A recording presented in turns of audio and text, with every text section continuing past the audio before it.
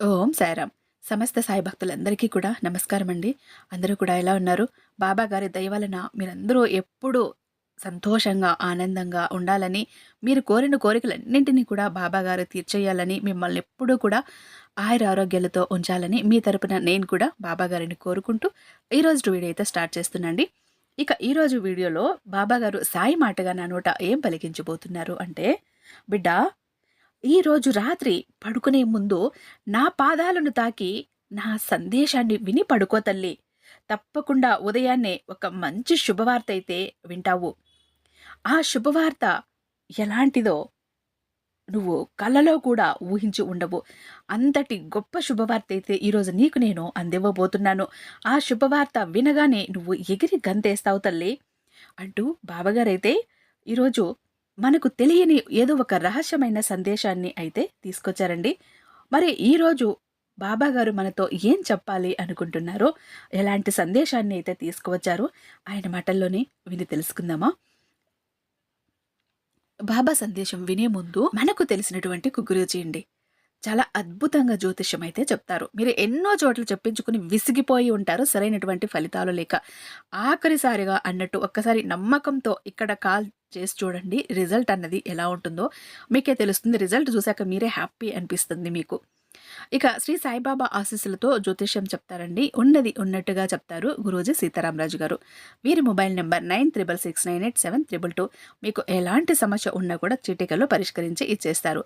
ప్రేమ, పెళ్లి, ఉద్యోగం, రాజకీయం, విదేశీ ప్రయాణం, ధనం నిలకడగా లేకపోవటం, భార్యాభర్తల మధ్య గొడవలు, ఆస్తి తగాదాలు, అప్పుల బాధలు, స్త్రీ పురుషులకు ఎటువంటి గుప్త సమస్యలు ఉన్నా కూడా చిటికలో పరిష్కరించి ఇచ్చేస్తారు. వశీకరణ స్పెషలిస్ట్ కూడా. ఆఖరి ప్రయత్నం అన్నట్టుగా ఇక్కడ ఒక్కసారి ట్రై చేసి చూడండి. రిజల్ట్ అన్నది మీరే నాకు చెప్తారు ఎలా ఉంది అన్నది. ఇంకొకటి, పర్మనెంట్ సొల్యూషన్స్ చూపిస్తున్నారండి ప్రతి ఒక్క సమస్యకి కూడా ఈ గురూజీ అయితే. ఒక్కసారి ట్రై చేయండి. వీడియో చివరి దాకా చూసి మీకు నచ్చినట్లయితే మీ ఫ్రెండ్స్కి, ఫ్యామిలీ మెంబర్స్కి షేర్ చేయండి.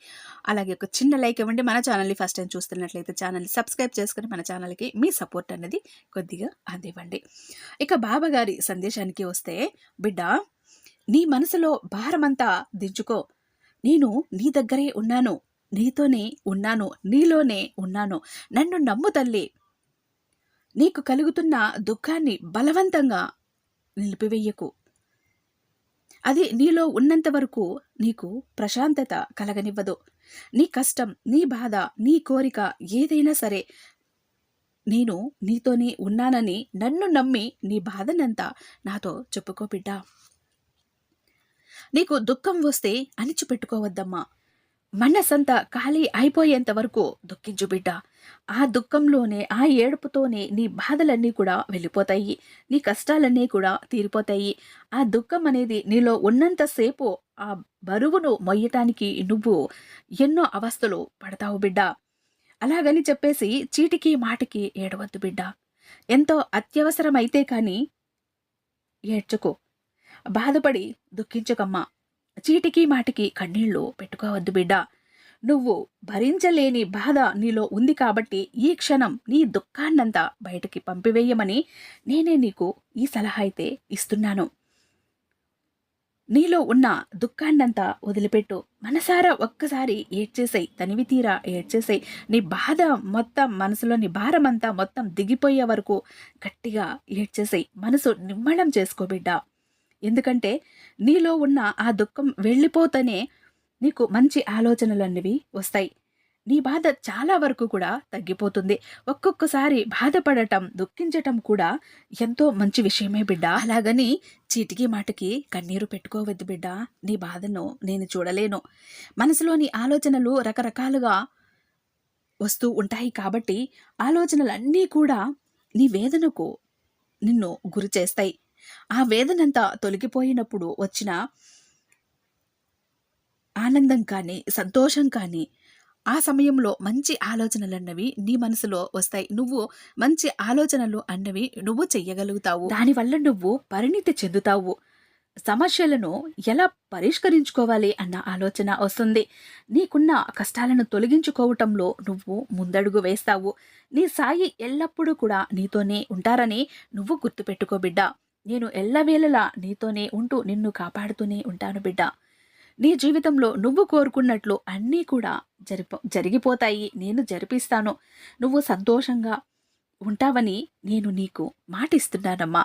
అంతేకాదు, నీ చుట్టూ తిరుగుతున్న దుష్టశక్తులను నీ నుంచి దూరంగా తరిమివెయ్యటానికి నేనెప్పుడూ కూడా ప్రయత్నిస్తూనే ఉంటాను బిడ్డ. ఈరోజు నీకు ఒక మంచి శుభవార్త అయితే నేను తీసుకువచ్చాను. ఈ రోజు నుండి నీకు శుభ గడియలు అన్నవి ఆరంభం అయ్యిందమ్మా. ఎందుకంటే ఈ రోజు నుండి నిన్ను కన్నీరు పెట్టించే ప్రతి విషయాన్ని నేను తరిమివేస్తున్నాను. అది కష్టమైన, బాధైన, అప్పులు కానీ, అనారోగ్యం కానీ, నిన్ను బాధించే మనుషులు కానీ, వీటన్నింటినీ కూడా ఈ రోజు నుండి నీకు దూరం చేస్తున్నాను.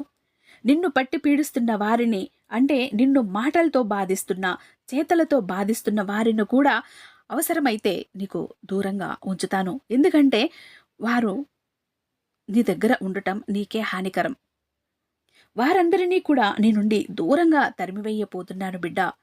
వారిలో మార్పు వచ్చినప్పుడు తిరిగి మళ్ళీ నిన్ను వెతుక్కొని వారంతట వారే వస్తారు. లేదంటే నీ దరిదాపుల్లో కూడా వారిని రానివ్వను బిడ్డ. ఇలాంటి చర్య నేను నీ కోసమే, నీ సంతోషం కోసమే తీసుకుంటున్నాను. నా బాధ్యతగా తీసుకుంటున్నాను. ఇలా నేను ఈ చర్య తీసుకోవటం వలన, నీ బాధ్యత నేను తీసుకోవటం వలన నీ జీవితం సుఖ సంతోషాలతో ఉంటుంది బిడ్డ. నీ బాధ్యతనంతా నేను తీసుకోవటం వలన నీ జీవితం సుఖ సంతోషాలతో ఉంటుంది బిడ్డ. నీ కుటుంబంలో ఆనందంగా నువ్వు జీవించగలుగుతావు. ఇలాంటి దుష్టశక్తులన్నీ నీ చుట్టూ తిరుగుతున్నప్పుడు నీకు మనశ్శాంతి అన్నది ఎలా ఉంటుంది చెప్పు? ఆ మనశ్శాంతి లేక నానా రకాలైన బాధలు పడ్డావు కదా తల్లి. ఇకపై నీకు ఆ అవసరమే లేదు. నీకు నేను అండగా ఉన్నానని నీకు కూడా అర్థమవుతుంది బిడ్డ. నువ్వు చేసే ప్రతి పనిలోనూ నిన్ను వెనక్కి లాగేవారు, నీ పని పాడు చెయ్యాలనుకునేవారు అందరికీ కూడా బుద్ధి వస్తుంది. ఎవరినీ కూడా అంత తేలిగ్గా గుడ్డిగా నమ్మకు బిడ్డ. ఎప్పుడు కూడా ప్రతి ఒక్కరిని తేలిగ్గా గుడ్డిగా నమ్మేస్తూ ఉన్నావు నువ్వు. ఇకైనా తేల్చుకో. ఇక మీదటైనా ఎదుటివారిని అంత గుడ్డిగా నమ్మటం మానేయి తల్లి. నీ చుట్టూ ఉన్నవాళ్ళు నిన్ను చాలా మోసం చేస్తున్నారు. నువ్వు ఎప్పటికి తెలుసుకుంటావో ఏంటో నాకైతే అర్థం కావటం లేదు బిడ్డ. ఈ విషయంలో నీ గురించి నేను బాధపడుతూనే ఉన్నాను. అందరూ నా వాళ్లే, మంచివాళ్లే కదా అని గుడ్డిగా నమ్మేసి మోసపోయి బాధపడుతూ ఉన్నావు. బాబా నాకు ఇలా చేశారు చూడు బాబా అంటూ నాకు మళ్ళీ చెప్తూనే ఉన్నావు. కాబట్టి జాగ్రత్తగా ఉండు తల్లి. ఇక మీదట నీ కుటుంబానికి అంతా మంచి జరుగుతుంది. ఎటువంటి ఇబ్బంది ఉండదమ్మా. ఎలాంటి దుష్ట శక్తులు అయి కూడా నీ ఇంట్లోకి ప్రవేశించే సాహసమైతే చెయ్యలేవు. ఎందుకంటే నీకు రక్షణగా, తోడుగా, నీడగా నీ సాయిని నీతోనే నేను ఉన్నాను కాబట్టి ఇలాంటి దుష్టశక్తులు నిన్ను చూస్తే ఆమడ దూరం పారిపోతాయి బిడ్డ. నేనే దగ్గరుండి తరిమి కొడతాను. నేను ఉండగా అలాంటి దుష్టశక్తులను లోపలికి ఎలా రాణిస్తానో చెప్పు? నువ్వు ప్రశాంతంగా ఉండు తల్లి. నీ కుటుంబంలో అష్టైశ్వర్యాలతో, ఆనందాలతో ఎప్పుడూ కూడా ఉంటావు నువ్వు. నా ఆశీస్సులు నీకు ఎప్పటికీ కూడా ఉంటాయి. కన్నీరు పెట్టకు బిడ్డ. కన్నీరు పెట్టడం వలన నీ మానసిక ఆరోగ్యం దెబ్బతింటుంది. అసలు కన్నీరు రానివ్వద్దు. ఎంతో విలువైన కన్నీరును వృధా చెయ్యకు తల్లి. దాని వలన ఎదుటివారికి చులకన అయిపోవటం తప్ప ఇంకా వేరే ప్రయోజనమైతే ఏమీ ఉండదు. మరేమీ ఉపయోగం కూడా ఉండదు. నీ కన్నీరుకు కారణం కూడా నాకు తెలుసు బిడ్డ. నువ్వు కన్నీరు కారుస్తుంటే నేను చూడలేకపోతున్నాను. ఎందుకంటే నువ్వు ఎన్నో బాధలు పడుతూ కూడా ఓర్పుతో ఉంటున్నావు. ఇంత దూరం కూడా ఓర్చుకునే ఆ ఓర్పుతోనే వచ్చావు. ఇక చాలు తల్లి. ఇక మీదట కన్నీరు కార్చవద్దు అని నీ సాయిని నేను చెప్తున్నాగా. నా మాట విను బిడ్డ. కానీ ఒక్క విషయం చెప్పాలి తల్లి. నీ కన్నీరును చూస్తే నాకే కన్నీరు వచ్చేస్తుందమ్మా. ఇంత ఓపికగా ఉన్నందుకు, ఇంత ఓపిక పట్టినందుకు నీకు అంతా మంచి జరగాలి. నా పుణ్యమంతా కూడా నీకే దారిపోస్తాను బిడ్డ. నీ కన్నీరుకు కారణం ఎవరో తెలుసా? నీ భర్తే. కానీ అతడు నిన్ను కొట్టడు, తిట్టడు. కానీ బాధ్యతారహితంగా ప్రవర్తిస్తూ నిన్ను మానసిక వేదనకు గురి చేస్తూ మానసికంగా హింస పెడుతున్నాడు బిడ్డ. ఇంటి బాధ్యత అంటూ పట్టించుకోకుండా అలసత్వంతో ప్రవర్తిస్తున్నాడు. ఒక బాధ్యత కలిగిన భర్తగా, ఒక తండ్రిగా ఉండి కూడా ఆయన బాధ్యతల పట్ల, భార్య పిల్లల పట్ల ఇలా బాధ్యతారహితంగా ప్రవర్తించటం అనేది చాలా పెద్ద తప్పు. ఎవరైనా సరే కుటుంబం పట్ల ఎంతో బాధ్యతగా ఉండాలి.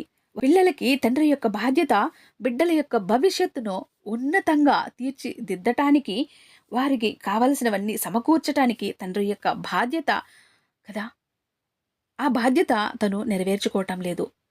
వారికి మంచి చెడులు చెప్పటం తల్లి బాధ్యత. ఎదుటివారిని గౌరవిస్తూ జీవితంలో ఎలా ముందుకు సాగాలి, జీవితంలో స్థిరత్వం ఎలా సంపాదించాలి అని చెబుతూ భర్త యొక్క బాధ్యతను పంచుకుంటూ ఇల్లు గడపాలని నువ్వు ఎంతగానో ఆశిస్తున్నావు. కానీ నీ భర్త నీకు ఆ అవకాశం ఇవ్వటం లేదమ్మా. నీకున్న దాంట్లో నువ్వు చేయగలిగినంతలో నీ బాధ్యతను నువ్వు ఎంతో గొప్పగా సంపూర్ణంగా నిర్వహిస్తూ ఉన్నావు. కానీ నీ బాధ్యత నువ్వు నిర్వర్తించటానికి ఉచితంగా ఏమీ రావు కదా! దానికి అవసరమైనంత ఆదాయం కావాలి కదా! కానీ అతను ఇవేమీ పట్టించుకోకుండా మిమ్మల్ని గాలికి వదిలేసినట్లు తన పాటికి తను తిరుగుతూ ఉన్నాడు. నువ్వు చెయ్యవలసిన కష్టం అంతా చేసి సంపాదిస్తున్నావు. నీకు చేతనైనంత కష్టం నువ్వు చేసి సంపాదిస్తున్నావు. అది నీకు ఏ మూలకు సరిపోవటం లేదు. పిల్లలు, కుటుంబం పోషణ అంటే సాధారణ విషయం కాదు కదా తల్లి. నువ్వు తట్టుకోలేకపోతున్నప్పుడు ఇలా కన్నీరు కారుస్తున్నావు. అంతే తప్ప నీ ఇంటి గుట్టును మాత్రం బయటకు పెట్టటం లేదు. ఎంత మంచి అలవాటు తల్లి ఇది. నువ్వు కన్నీరు పెట్టుకోవద్దు బిడ్డా. దుఃఖపడవద్దు. నువ్వు దుఃఖిస్తే చూసి నేను భరించలేకున్నాను. నీ కష్టాలన్నింటినీ కూడా తొలగిస్తాను. అలాగే నీకు అనుకున్నంత ధనం నీ దగ్గరికి చేరేలా, నీకు అందేలా నేను చేస్తాను బిడ్డా. ఎందుకంటే నీ బాధను నేను చూడలేకపోతున్నాను. మనసంతా చాలా భారంగా మారిపోతోంది తల్లి. దానితో నువ్వు నీ ఇంటిలో ఉన్న అవసరాలన్నీ కూడా తీర్చేసుకో బిడ్డా. దాంతో నీ మనసుకి ప్రశాంతత లభిస్తుంది. నీ ఖర్చులన్నింటికీ కూడా నీకు డబ్బు అవసరం చాలా ఉంది కదా! అవన్నీ కూడా ఖచ్చితంగా నెరవేర్చుకోవాల్సిన సమయం కూడా ఇదే కదా! ఆ సమయంలో నీ దగ్గర డబ్బు లేకపోతే ఎంత నరకం పడుతున్నావో, ఎంత కన్నీరు కారుస్తున్నావో నాకు తెలుసు తల్లి. ఇలాంటి సమయంలో కూడా నీ భర్త నీకు చెయ్యి అందివ్వకుండా ఉన్నాడు. కానీ ఈరోజు అతను బుద్ధిగా తను సంపాదించిన ధనాన్ని తీసుకువచ్చి నీ చేతిలోకి పోస్తాడు. తన బుద్ధిని ఈరోజైతే నేను మార్చబోతున్నాను. నీ గురించి తను ఇన్నాళ్లుగా ఏం చేశాడో, ఎలా ప్రవర్తించాడో అతనిలో మార్పు అన్నది నేను తీసుకువస్తాను. అతని ఆలోచనల్లో మార్పు తీసుకువస్తాను. ఈ రోజుటి నుంచి అతడు నీకు నచ్చినట్టుగా, నిన్ను బాధ పెట్టకుండా, నిన్ను కంటికి రెప్పలా కాపాడుకుంటాడు. తను సంపాదించిన ప్రతి రూపాయి కూడా తీసుకొచ్చి నీ చేతిలో పోస్తాడు. అలాంటి మార్పు ఈరోజు నేను తీసుకురాబోతున్నాను బిడ్డ. ఇచ్చేలా, అతను డబ్బు ఇచ్చేలా నేను చేస్తాను. అతనిలో మార్పు అయితే ఈరోజు తీసుకురాబోతున్నాను తల్లి. నన్ను నమ్ము బిడ్డ, ఖచ్చితంగా జరిగి తీరుతుంది. నువ్వు కంగారు పడకుండా ఉండు. ఇక నుండి ఏ రోజు కూడా నీ జీవితంలో ధనానికి లోటన్నదే ఉండదు.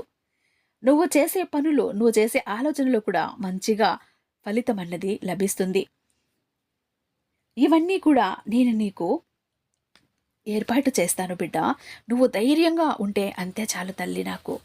నువ్వు నన్ను ఏ కోరికైతే కోరుకుంటున్నావో ఆ కోరికలన్నింటినీ కూడా త్వరలోనే తీర్చేస్తాను. రేపటి రోజున నీ బిడ్డలు ఎదిగి నిన్ను ఎంతో సంతోషపెడతారు తల్లి. ఇన్ని రోజులు కూడా నువ్వు అనుభవించిన కష్టము, దుఃఖము అంతా కూడా ఇక నుంచి దూరమైపోతుంది. ఇకపై నీ జీవితంలో అన్ని ఆనందాలు, సంతోషాలే అనుభవించబోతున్నావు. నీ బిడ్డలు కూడా నీకెంతో ఆనందకరమైన జీవితాన్ని అందివ్వబోతున్నారు. ఈ రోజు నుంచి అవన్నీ కూడా నీ జీవితంలో మొదలవబోతున్నాయి బిడ్డ. ధైర్యంగా ఉండు. నీ సాయి ఎప్పుడూ కూడా నీకు తోడు ఉంటాడు. నీ కుటుంబంతో కలిసి ఎప్పుడూ కూడా అష్టైశ్వర్యాలతో, ఆనందాలతో నువ్వు జీవిస్తావు. నా ఆశీర్వాదం నీకు ఇదే తల్లి. అలాగని నేను నీకు మాటిస్తున్నాను బిడ్డ. ఎప్పుడూ కూడా సంతోషంగా ఉండటానికి మనకు మనమే ప్రయత్నించాలి. ఎప్పుడూ కూడా బాధపడుతూ పోతే మనశ్శాంతి అన్నది లేకుండా పోతుంది. కొన్ని పరిస్థితుల వల్ల అలా కన్నీరు కార్చాల్సి వస్తుంది.